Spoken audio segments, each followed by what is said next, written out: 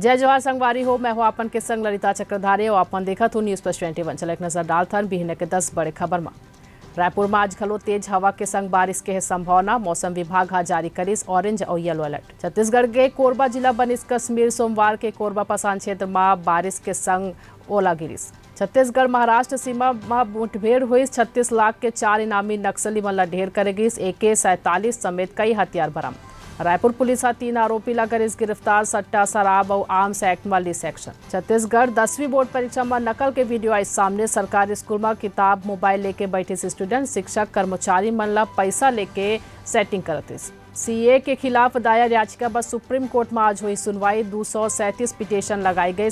11 मार्च के कानून के नोटिफिकेशन जारी हुई।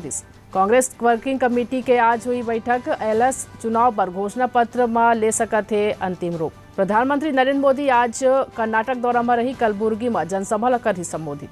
तमिलनाडु में BJP और PMK में गठबंधन। PMK ला मिली 10 सीट। दिल्ली फेर ले दुनिया के सबले प्रदूषित कैपिटल सिटी बनिस। ऐसा नहीं जम्मू खबर पर देखत रहो न्यूज प्लस 21 आपमन के हक के बात।